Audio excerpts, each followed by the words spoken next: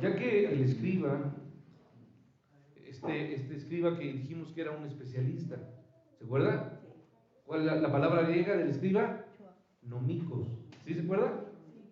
Este escriba era responsable de conocer esto. Estoy hablando de la ley. Él tenía y estaba obligado a saber que uno tiene que amar a Dios de esta manera, con toda su alma, con todas sus fuerzas, con todo su corazón.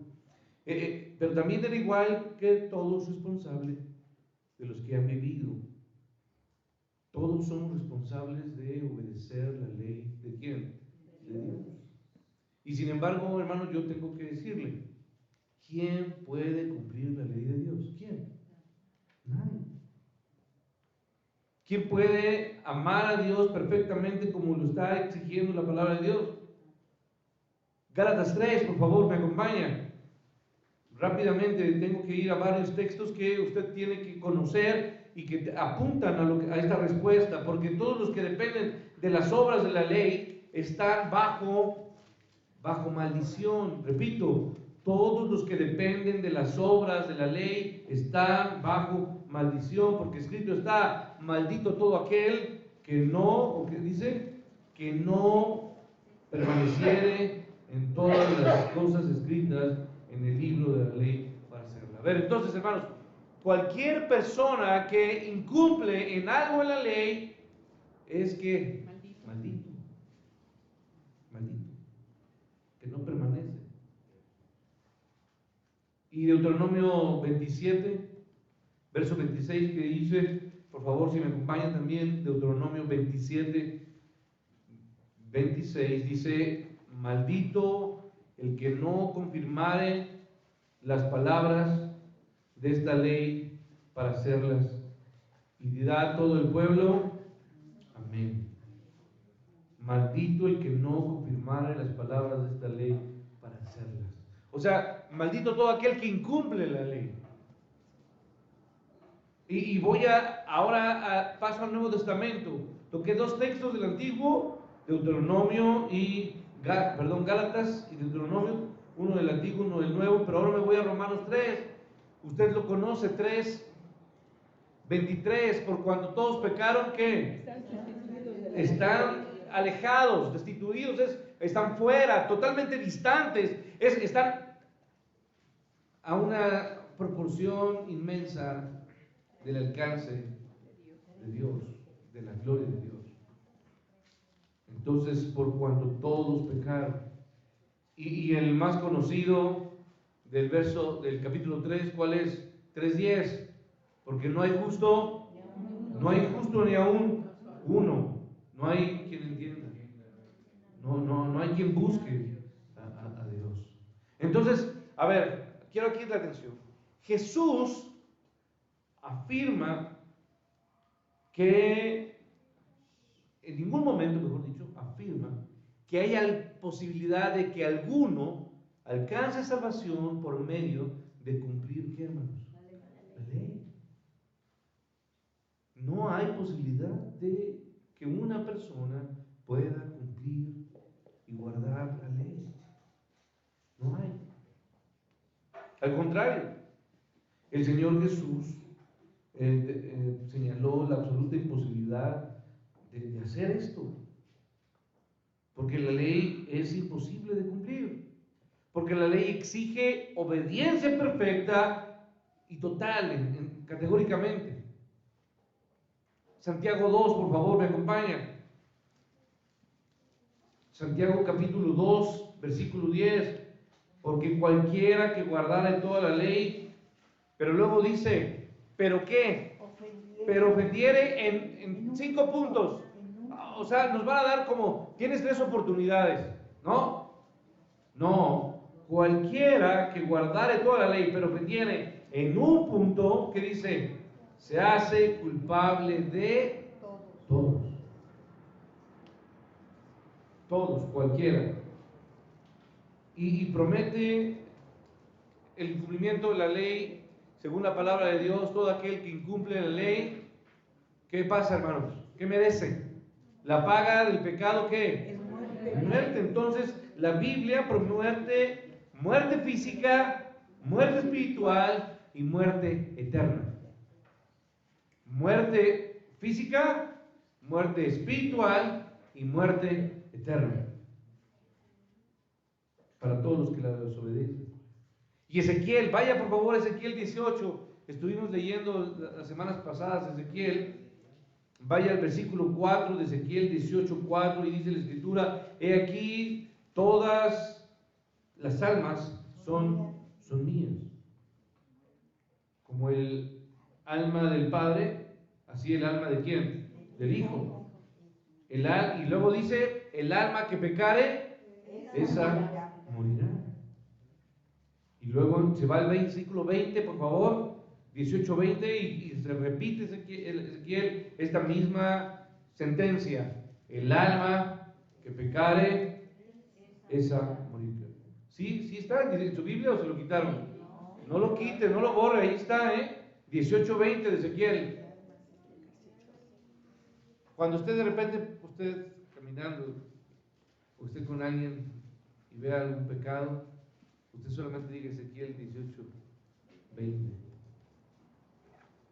El alma que pecare, esa morirá. Y Romanos 6:23, de memoria usted lo conoce, porque la paga del pecado es muerte, mas la dádiva de Dios es vida eterna en Cristo Jesús, Señor nuestro. Entonces, a ver, hermanos, nuevamente aquí, estas realidades ponen a los pecadores en una posición, ¿cómo, hermanos? ¿Cómo están los pecadores? ¿Con esperanza o sin esperanza? Sin esperanza. ¿Ellos pueden ser salvos? No. Pueden intentar, bueno, ya me equivoqué 10 años o 20 años de mi vida, ya quiero cambiar y voy a intentar cambiar y voy a dejar esta forma de vivir y mi adicción y mis pecados y mis palabras y mis mentiras y voy a dejar de mentir. Me propongo y voy a jurar que no voy a volver a hacerlo. ¿Usted cree que esa persona va a poder? No puede hacerlo. No puede hacerlo. Un hombre con sus propias fuerzas está tirado a la desesperanza. Se le exige guardar perfectamente la ley, pero no pueden hacerlo. Y por lo tanto, ¿qué enfrentan? ¿O qué van a enfrentar, hermanos, según la Biblia? Muerte física, espiritual y eterna. Ahora, ¿cuál es la salida? ¿Hay una salida? Bueno, Salmo 32, por favor. Rápidamente, Salmo 32, verso 5. Aquí hay un clamor del salmista.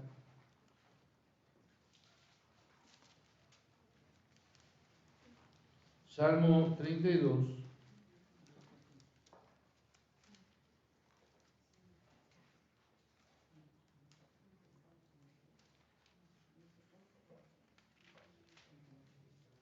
Este salmo es un salmo de aquel hombre conforme al corazón de Dios. Es un salmo de David y está hablando, comienza este salmo: bienaventurado aquel a quien es perdonada su ¿qué? Su transgresión y cubierto su pecado. Bienaventurado el hombre a quien Jehová no imputa iniquidad y en cuyo espíritu no hay doblez. Pero el verso 5, por favor, ¿qué hizo? ¿Cuál es la solución, hermanos, para que una persona pueda encontrar perdón, salvación, que pueda ser purificado, limpiado por Dios? ¿Cuál es? Y entonces el verso 5, allí está para todos nosotros. Mi pecado que hice, confesé, ¿sí? Declaré y no encubrí mi iniquidad. Dije, confesaré mis transgresiones a Jehová, y tú perdonaste la maldad de mi pecado. Porque obviamente, hermanos, esto va de la mano con lo que dice Proverbios. Vaya usted al siguiente libro y vaya a Proverbios, por favor, verso 28.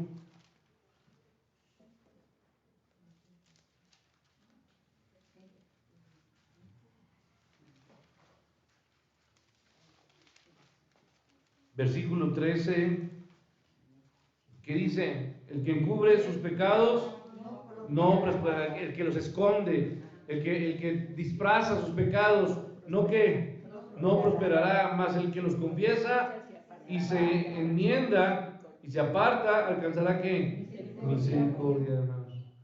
Y 1 Juan 1:9, este así de memoria lo sabemos, que dice, porque si confesamos nuestros pecados, Él es fiel y justo para perdonar nuestros pecados y limpiarnos de toda maldad.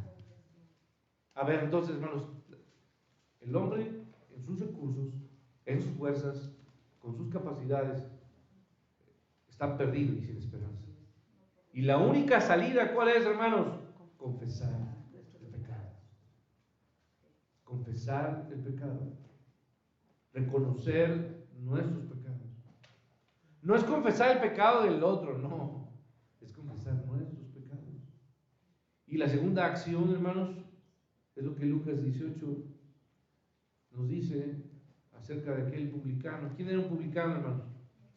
A ver, un publicano era un hombre judío, ¿cierto o no? ¿Contratado por quién? Por los romanos para recaudar ¿qué? Impuestos. ¿Sí? Eso era un publicano. Y ese publicano, hermanos, cuando entró al templo, no quería ni siquiera alzar ¿qué? La vista. Estaba mirando y miraba de lejos y no quería alzar los ojos al cielo, sino que se golpeaba, ¿qué, hermanos? El pecho, clamando a Dios y diciendo, sé propicio a mí, sé propicio a mi pecador. Lucas 18:13 nos dice eso. Entonces, hermano, lo primero que hacemos es confesar nuestro pecado, y lo segundo que tenemos que hacer es clamar a Dios, ¿qué, hermanos? Misericordia. Tenga de Él, que tenga de nosotros Él misericordia. Le confieso mi pecado y digo, Señor, yo he pecado, yo he hecho esto, yo mentí, yo hice esto.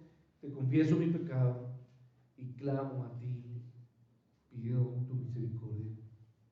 Y luego entonces entra esta maravillosa don de Dios. Juan 3, el verso 16 que conocemos todos, porque de tal manera amó Dios al mundo que ha dado su Hijo unigénito. Y ahí está el medio. ¿Cómo podemos entonces acercarnos a Dios? ¿Cómo, hermanos? ¿Por medio de qué, hermanos? De la fe.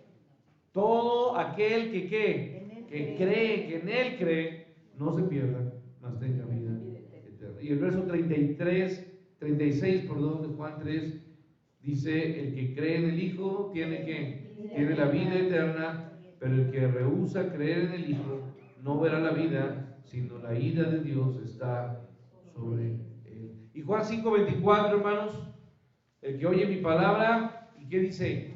Y cree al que me envió, tiene vida eterna y no vendrá condenación, porque ha pasado ¿de qué? De muerte a vida.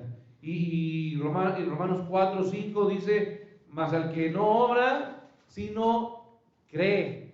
Hermanos, el punto entonces es, reconozco mi pecado, clamo a Dios y en fe entonces creo en Cristo, creo en su sacrificio, creo en que Él es el único que puede salvar mi vida, que Él es el que pagó en la cruz por mi pecado. Pongo mi fe y pongo mi confianza, y es lo que dice Romanos, más Romanos 4:5, al que no obra, sino cree en aquel que justifica al impío, su fe le es contada, ¿por qué? Por justicia. Y Romanos 5:1, justificados pues por la fe. ¿Qué tenemos, hermanos? Paz para con Dios por medio de nuestro Señor Jesucristo.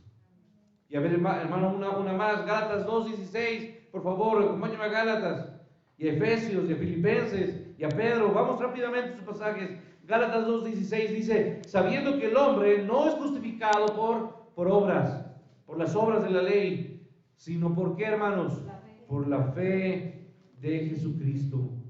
Y dice Gálatas, dice Pablo, nosotros también hemos ¿qué? Creído en Jesucristo para ser ¿qué? Justificados por la fe de Cristo y no por las obras de la ley, por cuanto por las obras de la ley nadie será justificado. A ver, entonces, hermano, no podemos hacer absolutamente nada para alcanzar salvación. La doctrina esta hermosa doctrina de la justificación se eleva. Justificados por la fe. Confieso mi pecado, clamo a Dios misericordia y creo en la fe de Cristo. Creo. Porque todo aquel que cree le es contado ¿por qué? Por justicia. Y Efesios 2, ¿lo sabe de memoria? 2:8, ¿sí? Porque porque por gracia sois ¿qué? Salvos por medio de la fe, y esto no es de vosotros, pues es don de Dios. Y el 9, ¿qué dice? No por obras, para que nadie se gloríe. Y Filipenses 3:9, ¿lo sabe de memoria? Dice Pablo, y ser hallado en él, no teniendo mi propia justicia, que es por la ley, sino la que es, ¿por qué? Por la fe de Cristo, la justicia que es de Dios, por la fe, la justicia que es de Dios, por la fe. Y termino con 1 de Pedro, capítulo 1, bueno, respecto a este punto. 1 de Pedro 1:9, que dice, obteniendo el fin de vuestra fe, que es la salvación de vuestras almas. ¿Cuál es el fin de vuestra fe, hermanos? La salvación. Que usted haya puesto su fe en Cristo, ¿a dónde lo va a llevar, hermanos? A la vida eterna. La fe es la que nos une a Cristo. La fe es la que nos acerca a Dios. Por medio de la fe usted puede ser tomado, abrazado y sustentado eternamente. Es por fe. Por medio de la fe. Ahora, hermanos, entonces no solamente reconozco mi pecado, no solamente clamo a Dios en su misericordia, no solamente creo, sino que también finalmente acepto al Señor Jesucristo como Salvador y único. Es una frase que ocupamos mucho. Tienes que aceptar a Cristo como tu único Señor y ¿qué? Y tu único Salvador. No hay más. Único sacrificio, único Salvador, y Él es el Cordero que quita el pecado del mundo. Efesios 5, por favor, acompáñenme. Son dos pasajes que vamos a ver, Efesios 5 y Hebreos 9. Hablando de Cristo, dice el verso 2, Efesios, ¿qué dice? Se entregó a sí mismo, ¿por quién? Por nosotros. ¿Como qué, hermanos? Como una ofrenda. ¿Y como qué? Como sacrificio a Dios, un sacrificio a Dios que fue un olor, ¿qué, hermanos? Fragante. Es lo que dice. Cristo se entregó a sí mismo por nosotros, por mí, por usted. Él dio su vida por nosotros. Se entregó en ofrenda, en sacrificio a Dios, en olor fragante. Y Hebreos 9, por favor, una descripción maravillosa acerca del sacrificio de Cristo. Hebreos 9, verso 24. Porque no entró Cristo en el santuario hecho de manos. No, Jesucristo no entró en un templo, no entró en ninguna capilla. No, Él dice, el texto, dice el verso, sino en el cielo mismo. ¿Para qué? Para presentarse ahora por nosotros ante Dios. Y no para ofrecerse muchas veces, como entra el sumo sacerdote, en el lugar santísimo, cada año con sangre ajena. Verso 26, de otra manera le hubiera sido necesario padecer que muchas veces desde el principio del mundo, pero ahora en la consumación de los siglos se presentó, ¿cuántas veces, hermanos? Una vez y para siempre, por el sacrificio de sí mismo, para quitar de en medio el pecado. Lo que me estorba a mí, lo que me aleja de Dios, ¿qué es, hermanos? El pecado. Y por medio de eso, de su muerte, Él quitó lo que estorbaba. Y dice el verso 28, así también Cristo fue ofrecido una sola vez para llevar los pecados de muchos, y aparecerá cuando, hermanos, por segunda vez, sin relación con el pecado, para salvar a los que... ¿Quién espera al Señor, hermanos? Amén. Esperamos al Señor. Esta es nuestra promesa. Esperamos a que nuestro Salvador venga por su iglesia. Y hermano, Hebreos 10, 12, termino. Pero Cristo, habiendo ofrecido una vez para siempre. Un solo sacrificio por los pecados. ¿Qué hizo, hermanos? Se ha sentado a la diestra de Dios. Entonces, hermanos, ¿queda claro que tengo que hacer? Uno, en primer lugar, reconocemos que no hay posibilidad de que una vida, por más que haya sido buena, por más que haya hecho actos de bondad, por más que haya ofrecido dinero a quién, hermanos, a los pobres, porque hay gente muy rica que da dinero a pobres, y eso no los va a, ¿qué, hermanos? A salvar. Qué bueno que ayuden, pero eso no va a salvar sus vidas. No hay posibilidad.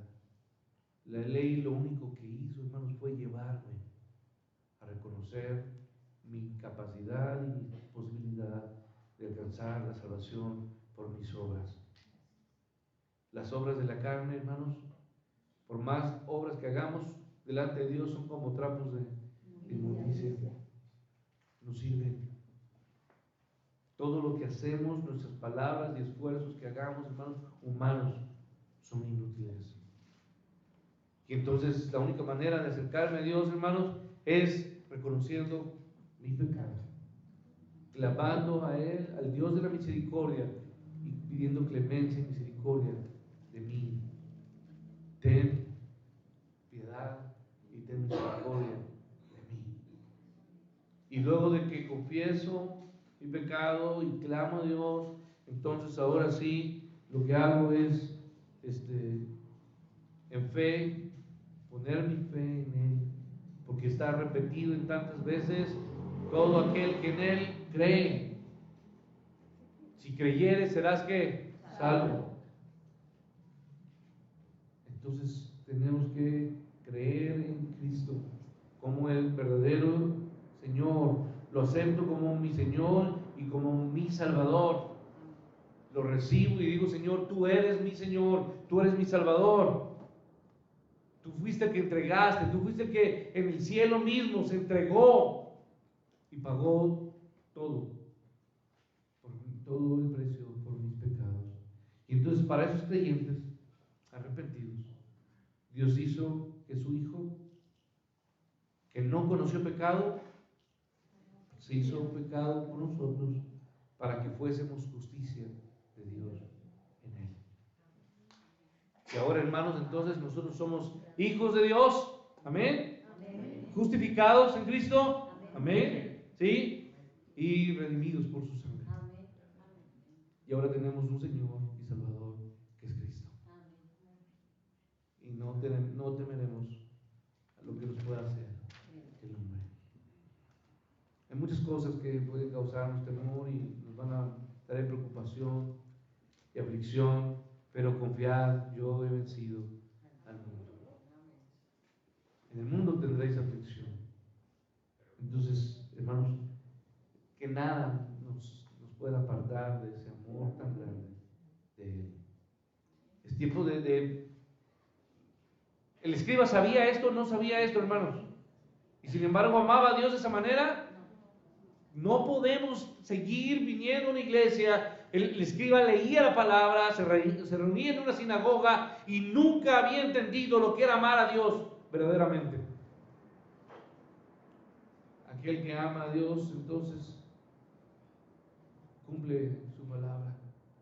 Y ya no podemos cumplirla nosotros en nuestras fuerzas. Ahora le pedimos al Espíritu Santo que sea Él que nos ayude a vivir lo que usted y yo no podemos hacer. Porque en nuestras fuerzas podemos hacerlo, hermanos. No. Es el Espíritu Santo el que nos ayuda a vivir vidas muy distintas, totalmente distintas a lo que los hombres viven.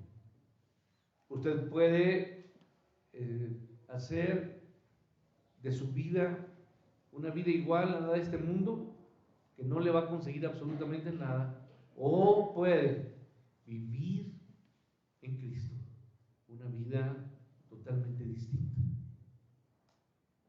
Totalmente distinta. Robert C. Chapman, quizá usted no conoce mucho de él, Él fue amigo de J.D. Narby, y Narby fue también muy amigo de Scofield. De Scofield sí lo ubican muchos cristianos, pero a J.B. Narby y a Chapman. Pero de Chapman se dijo, cuando escribía, él escribe muy hermoso y predica muy hermoso. Pero lo más grande de Robert C. Chapman no fue cómo escribía ni cómo predicaba, sino lo más hermoso de Robert C. Chapman fue cómo vivía para Dios. No importa lo que usted y yo podamos decir en un púlpito, lo que podamos escribir en una red social, lo que realmente importa, hermanos, es lo que nuestra vida habla y vive para Dios.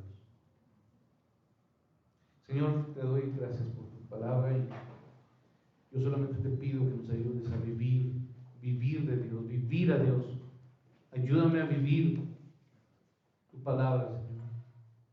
Enséñame, Padre, a confesar mi pecado, a clamar a ti, Padre, a aceptarte como Señor y Salvador, a poner mi fe en Cristo y a saber que tú eres mi único y suficiente Salvador eternamente. Y que la gente pueda ver en mí, Padre, a un Dios vivo, a un Dios que hace, a un Dios que se mueve, a un Dios que trabaja, a un Dios que sirve, que ora, que se preocupa. Usa mi vida, Padre, para